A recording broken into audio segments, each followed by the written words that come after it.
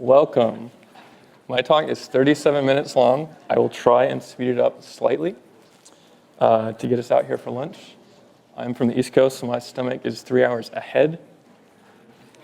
And if you have questions, it's probably best if you leave them to the end once the full picture has been put together. So the purpose of this talk is, originally I set out to do a talk on digital signal processing, and I realized in order to give that talk, people need to understand what the Fourier transform is doing, and that in and of itself became this talk. In another life, I worked at a defense contractor, and I found that most of my colleagues didn't have an understanding of what the FFT was doing, and so hopefully this will give you that intuition. Essentially, this is a talk that I wish I had had when I was an undergraduate in electrical engineering. Fundamentally, this talk is the story of a point, in this case, a moving point. And this point moves left to right, right to left. It exists on one axis in one dimension. And the position of this point on this horizontal axis is defined by the cosine function. Time moves forward infinitely, but the position is constrained. This point, however, was not content to move in one dimension. No, it wanted to move in two dimensions. And so we've added an independent vertical dimension to the motion of the point here.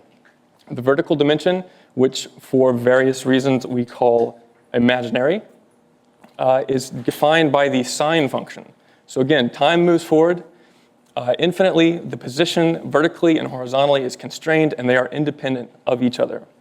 The horizontal dimension, the real dimension, and the vertical we call imaginary. It's not really imaginary, so don't be afraid when you see that. Now, you will notice that these two independent motions, when put together, form a circle. A sine and a cosine that together give us circular motion. And when we're talking about circular motion, we also want to talk about speed of rotation, as it were. And given we have a circle, we know that one revolution around the circle is the circumference of the circle. And that circumferences can also be related to the radius of a circle. In fact, it's 2 times pi times the radius of the circle. And if we talk about angular measurements, we can talk about radians, because they all make nice ratios here. And if we talk about motion, we want to talk about distance, and we want to talk about the time it takes to move that distance. And in this case, the standard unit of measurement is seconds, and it's distance over seconds, which yields us, in this case, upper right, when we move one rotation around our circle in 1 second, it's 2 times pi times the radius per seconds. Now, that unit, 1 over seconds, appears almost everywhere. So because of that, we like convenience, we give it a new name. And the name that we give it is a hertz. It's a unit of frequency or motion over time. And at the bottom left is a animation that I happen to like quite a bit. I did not do it, but it illustrates the relationship, again, between your radius and your circumference. Now, when we talk about rotation, we can also talk about rotation at different speeds. And to do this, I find it helpful to think about the hands of a clock. The hands of a clock, an analog clock, travel around the face of the circle, which is a fixed distance, and it travels around at different rates. We have 3 hands, an hour, a minute, and a second hand. And so you can see that, pointing out the obvious, the hour hand goes around the full face of the circle in 24 hours, 86,400 seconds. And again, these 3 are in 1 over seconds. So up in the upper right, you do the division, and you get the frequency of those hands, the motion around the circle, how fast they're doing that in hertz. And then also here in the bottom right, I am plotting 4 different circles, 4 different points rotating at 4 different speeds. And you can see that as the frequency increases, the point rotates around the face of that circle faster. I promise this will all make sense eventually. So let's take a pause here and move to our next piece of the puzzle, and that is measured data. We have a time series of measured data, and this data is discrete, meaning it's individual values, and they're measured at a fixed interval. So the time period between your measurements is a fixed known number. And for those of us that write code, we're intimately familiar with this type of arrangement because you could just shove these values into an array, and you presume that the incremental time between arrays measurements are fixed. And we call these samples. So our time axis, you noticed it is unlabeled, is really just samples back to back in an ordered fashion. And our vertical axis is the magnitude of those samples. And one bit of nomenclature here is that since we're making measurements every t sub s seconds, again, we find that unit of measure, 1/seconds. We can invert it, and then we have the frequency of our measurements, which would be f sub s. Now, we have our rotating circles, our clock hands, as it were, and we have our measured data at a fixed interval. And we're going to combine these two. Some people might like to think of this as projecting our data into a new basis function.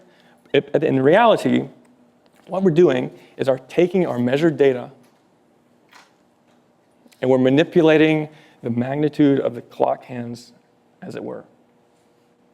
So the red dot represents one sample. So each frame of this animation is a sample. And the magnitude of that red dot, which goes, in this case, negative 1.5 to 1.5, the magnitude of that point determines the length of the hand of these clocks. So you can see as we go through our measured data, the hands angularly rotate at the same speed, but the length changes. And in doing that, we come up with interesting shapes.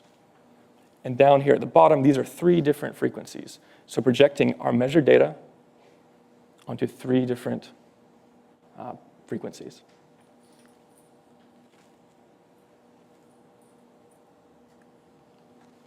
Now, what if we do this all at once? We take our whole signal and we wrap it around this clock face, as it were. So we compress all the animations that you just saw into one image so that each measured point is progressively mapped around the face of the clock at the fixed angular interval, the sample rate. And we get this twisted spirograph type shape. And this is done here for one frequency. We've, in essence, taken our one-dimensional data and we've transformed it into these 2 dimensions, this polar plot. We also remember that the polar plot, the circle, we can still express in these 2 independent dimensions, like we talked about in our first slide. And in doing this, you have to answer the question, what happened to time? And the answer is that time has been transferred to the position of the points around the face of the clock.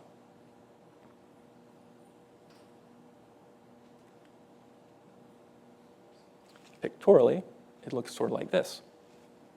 So again, we're taking the same measured data. We're picking a frequency, which you see up top, which determines how fast the points rotate around the circle face. And we are plotting all those points onto the face of our clock. As the frequency goes up, the signal gets stretched further and further around the shape, and it will start overlapping eventually. And each time step in our original measured data turns into an angular step on the plot. And if you look at it, there are certain points where the shape looks much different. The center of mass, as it were, would shift to one side or the other of the graph.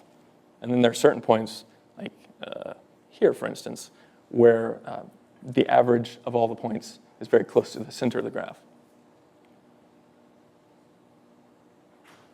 I happen to like this plot a lot, so I just sit here and watch it, actually. But these slides will be online at some point, so feel free to come back.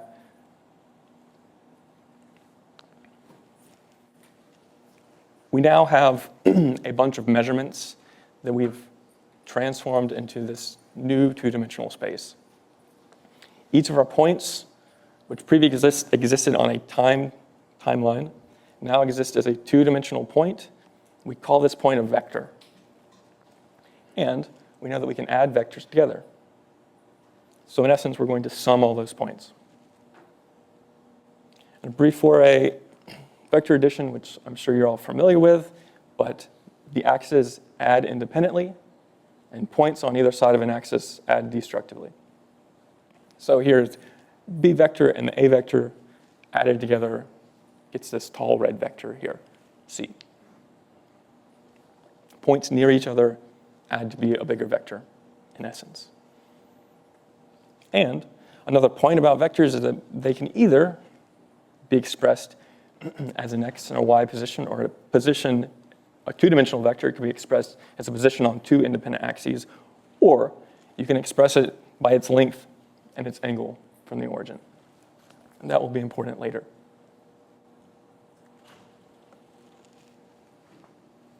Okay, if you're going to pay attention to one slide, this would be the slide to pay attention to. We are, in the center polar plot, taking our measured data. We're picking frequencies, and we're projecting that data onto the circle, just like we saw previously. We're wrapping our signal around the face of that clock. Then, for each of those frequencies, we are summing all the points together. These two-dimensional points, we're summing all the vectors. Taking an average, or center of mass, I guess you could think of it. And that average vector is what you see in the top right plot. All our points turn to one vector. And then, in the bottom right plot, which is what really you care about, the essence of the Fourier transform, as it were, which most people care about, is the magnitude of that vector.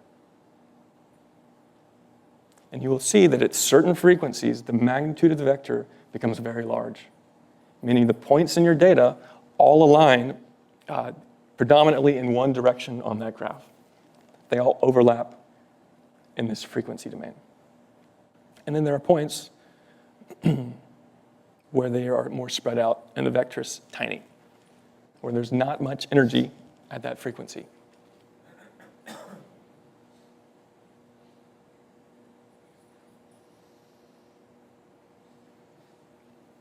So just pause, want to highlight once it repeats. Again, the shape is stretching out. Frequency 1 peaks when all the points move to one side, and then it starts decreasing again. So this is data for data that I just generated. What if we chose a different signal? How would it look in this case? Here we are looking at more randomly generated data in this case, but I added a lot of noise to it. You could look at that and you could say, yeah, I think there's something going on in this interval. You could sort of measure by hand the time between the spiky peaks, and then you can get all those measurements and average it out. And that would be one way of sort of estimating what's going on there. Or you could take the FFT of this signal, which is sort of like what we're doing here. Again, taking our measured points, projecting on the clock, this face of this clock, and measuring the length of the average vector. And you will notice around a frequency of, I think, 2.2, all of the spiky bits of the plot will magically align on one side, yielding a very large magnitude vector right here. And you can see that in our frequency plot, correspondingly, we have a large magnitude. That is, in essence, what the Fourier transform is doing for most practical purposes. It's projecting your data into this new domain and measuring the average magnitude in that domain.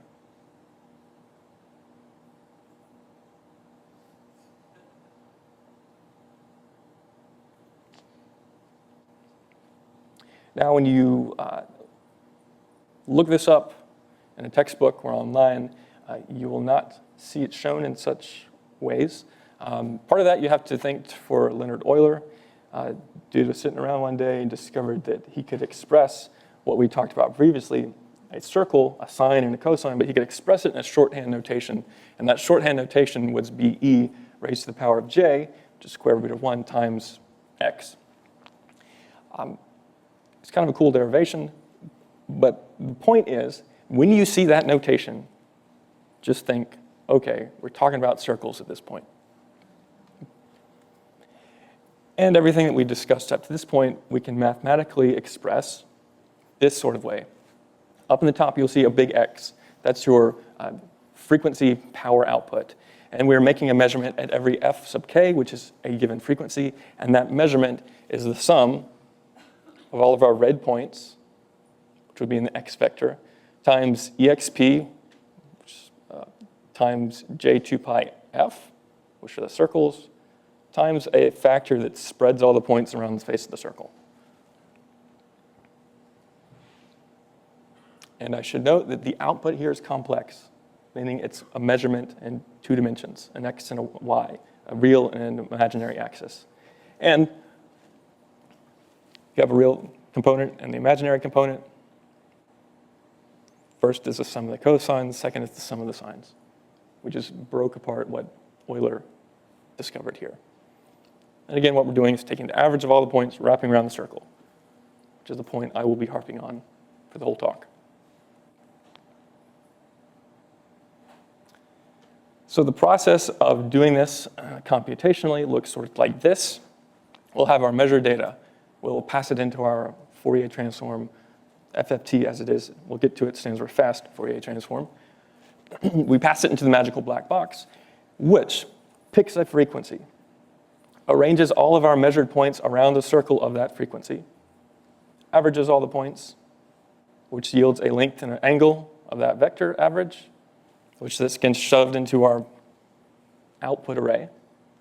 So we pick the next frequency and iterate over every frequency we care about. At the end of the day, we have an array of measurements at frequencies. When doing this, take note. The sample rate does not appear anywhere in the math. It's independent of the math, and we only use it at the end of the day when you're set out to interpret the plots. When you've done all your work, and you show it to your boss, and they say, what am I looking at? You want to normalize your axis to say, here are our frequency measurements in terms of seconds, or days, or months, or hours. Secondly, a less obvious point, there's no point in measuring frequencies greater than 1/2 of your sampling rate. That will take a little bit of work with pen and paper or drawing circles to convince yourself of. But effectively, that means if you're measuring a signal that you think will be up to 100 hertz, you must sample it at least 200 hertz. And finally, each frequency, f sub k, is computed by taking the sum of all the measured points. And mathematically, you will often find the discrete Fourier transform expressed this way. Don't be afraid of it. You see the e to the jx, you think circles, and you remember this talk, and you're not afraid. In pseudocode, the algorithm would look like this. We would take frequencies, specific frequency from a vector of frequencies we care about. We start an accumulator for our average point, and then we iterate for every measurement.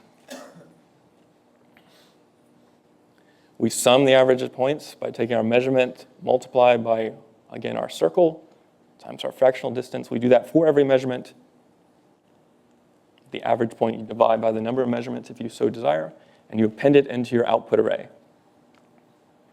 And again, the output array is a vector of complex numbers. Really what you probably will care about at the end of the day is taking the absolute value of that vector. Now you will note, if you look at this, that it is not a very efficient algorithm. It's O(n) squared, and for a very long time, it was not useful to anyone. Until these two gentlemen in the 60s, I believe it were, I think they're both Johns, John Cooley and John Tukey, invented and published the fast Fourier transform algorithm, where they transformed this n-squared algorithm into an n log n, and suddenly the face of the modern world changed, and this appears everywhere. Modern communication would not happen without it, and it all was based off this one paper.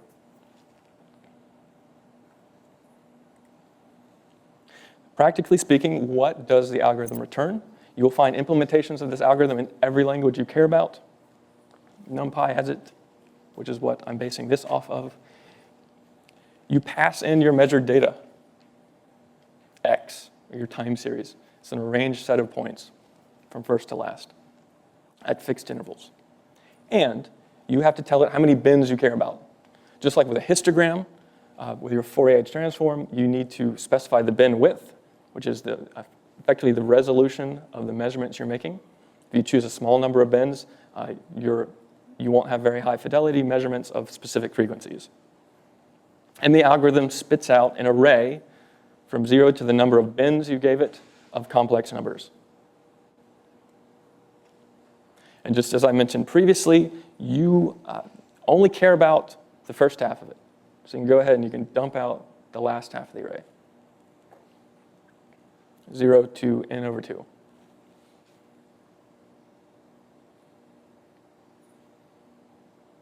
Because the transform is symmetric around 1/2 the sampling rate. So in essence, the output of the algorithm at 10 hertz will be the same at 190 hertz, if 200 hertz is your sampling rate. You don't have to remember all that. It's in the slides for you. And again, the output is complex, so you probably want to take the absolute value, which is what I'm plotting here.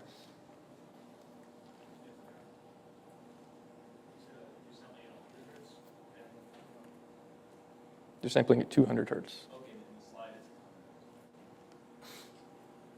I will change that after I verify it.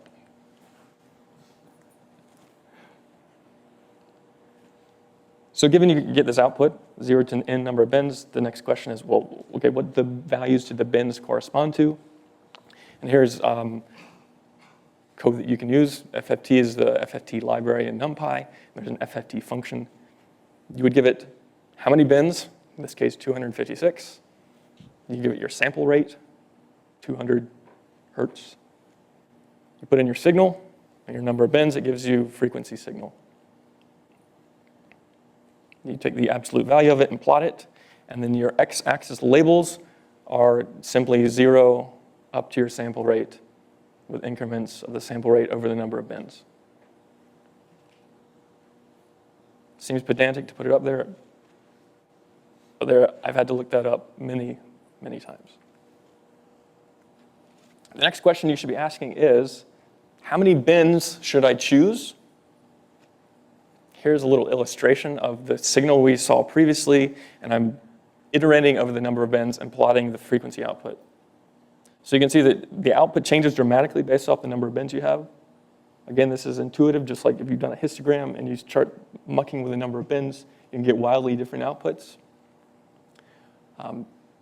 Your frequency resolution is your sample rate divided by the number of bins you have. And the more measurements you have, the better fidelity you can get. There's a limit to that. And in practice, the number of bins is usually on the order of the number of samples you have. So if you have 1,000 samples, you would choose like 1024 bins. Most of the algorithms are happiest when you have powers of 2 bin spacing. And you can see that I believe my signal I generated has like 500 measurements, and as I iterate over the bins, up until you get about 200 bins, you can't really see much frequency information here. And then past 200 or so, there's little variation. And the bin spacing is something that you may have to play with. That's the first practical note. The second practical note is what we call windowing functions. And I tried really hard to come up with a good intuition for this, and I think I failed, so take my word for it. Essentially, what you're doing is you're tapering your signal in the beginning and the ends of your measurement window. You're discounting early samples and the very end of the samplings. And generally, this windowing function, you'll find a bunch of names. There are a bunch of functions that you multiply against your data. Hamming, Hanning, Blackman, there's lots of them. Probably Hamming is fine for you. And I'm illustrating the process here. Was blue is the number of all the measurements, and the green is sort of the multiplying window function so that it tapers the values at the beginning and the ending.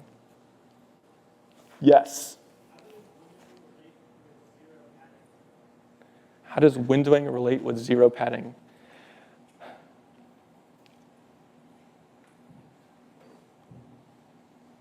It would be a similar type of operation. Zero padding meaning trying to adjust the measurements. Like if you don't have enough, if you have a fixed number of bins for whatever reason and your measurements is less than that, you need to add zeros to the beginning and end to make it match. It would be similar, and you would still want to window to make sure you don't have abrupt transitions in your data, because those abrupt transitions look like frequency information. When your signal jumps dramatically, that's going to show up in your measurements. Okay, and if you want to see sort of the effect it has on the output, so at the bottom we're looking at a Fourier transform of our signal, and in that signal there's a frequency. So I made the signal by jittering a sine wave at like 50 hertz and a sine wave at 90 hertz, and then I added noise. So if in a perfect world, if I took the Fourier transform, I would see a spike at 50 and a spike at 90, 80, whatever went in to generate the signal. But because I have a finite number of samples, and because I have a finite number of bins, I get noise.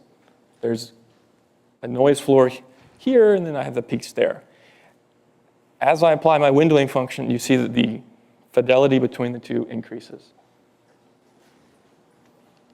So, as a former boss said, this is proof by MATLAB. Python, as it were, in this case. That was the second practical note. Third practical note is that if you're dealing with a time series of data that's coming in over time, so like a streaming algorithm, you will want to overlap. You want to choose windows of data to operate on, and you want to overlap those windows. And that's the direct result of your windowing function. That if you're tapering your signal at the end, you want to next time sort of overlap that and include that data in. Because it may be that there's some anomalous event that happens at the beginning or the end of your data that you still want to capture. Practically speaking, a 50% overlap is generally done. So you would say this is our streaming measurement. We'd stream in 100 samples, compute the FFT, then sort of wind back the clock, take the last 50, and then go forward another 50, take the FFT. It's an overlapping window. And we were almost done. So I wanted to give you a practical application. The most obvious practical application of this is audio data, because we can see it and hear it, and that works well for demonstrations. So let's see if you can hear this. Maybe we don't have audio. Let's try this. This is me plucking strings on a guitar.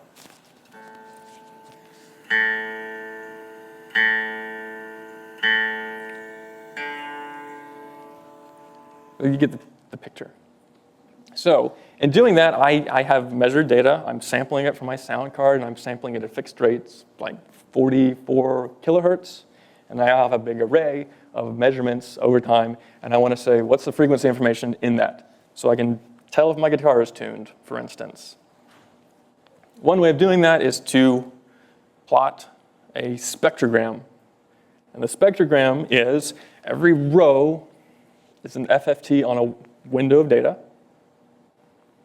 And the color corresponds to the power at the various frequency bins. And time goes down. So each slice is an FFT over a tiny little window of my data. And at the beginning, there was no sound, there was noise. It was like the sound of my computer fan running. And then I plucked the first string on the guitar, and you see power jumps up at bin 15 or so. And you'll see there's power also at multiples of that fundamental frequency. Those are the harmonics of the instrument. Now, what makes a guitar sound like a guitar? So as a violin, you'd see different powers at different harmonics, or a mandolin. And so I pluck the string, there's time, I pluck it again and again and again, and then finally at time 70, I pluck a different string, and you can see that the power shifts up because I chose a higher frequency string. And the low frequency string is still vibrating, so you can still see its energy over time. If any of you have done a cackle competition, there was one identifying whale sounds. You measure the whales. The contest was won by taking spectrograms of the whale calls and doing template matching against these images, as it were. Final notes. When you look at frequency output plots, Fourier transform FFT plots, most of the time the y-axis, the magnitude axis, will be logarithmic. So each tick is 10 times higher than the next. So don't get confused. If your lists look weird, you might want to do a log scale. Secondly, the inverse Fourier transform operates just like the regular FFT. So that means you can take time series data, transform it into the frequency dimension, or you could take frequency data and transform it into a time series. And that's cool, because in the intervening step, you can manipulate the frequency and then transform your data back. And that's the basis of digital filtering. You take time series data in, compute the Fourier transform, chop out the frequencies you don't want, and then retransform it back in the time domain. And now you have a filter signal. Thirdly, often you'll get better results if you subtract the signal average before computing the FFT. And in summary, just like I said before, all that's happening is your measured data is mapped to this basis function, which is circles, clocks moving at fixed rates, and you're taking the two-dimensional average of all those points on that circle face. The output, the vector magnitude, corresponds to the signal power at that frequency. And the fast Fourier transform is the algorithm you would use to compute this. And finally, just to say it a different way, the FFT gives you a vector of signal averages at various frequencies. Here's a slide of cool ideas I thought of that you could use. We won't talk through these because I want lunch. They'll be in the slides. But I will mention season 1, episode 5 of MacGyver has the bad guy had a safe that you activated with tones. So you have the keypad and it would go beep, beep, beep, beep. And of course, MacGyver's listening, and then he pours out wine glasses, and he breaks the guy's safe, gets the gold bars, and has wine. It was classy. So in conclusion, here's some helpful resources. These top 3 links will give you different pictures of this. And finally, I'm totally happy to answer questions at Galamine on Twitter. You can go to my website. I think this talk is on YouTube or will be on YouTube. I'm answering these questions there. And finally, I started a little project, which I'm open to pull requests, that would build a time series filtering API. So you could post your data to it, it would do a filter, and then post it back to you. So signalfilt.com. Thank you for your time. Enjoy your lunch.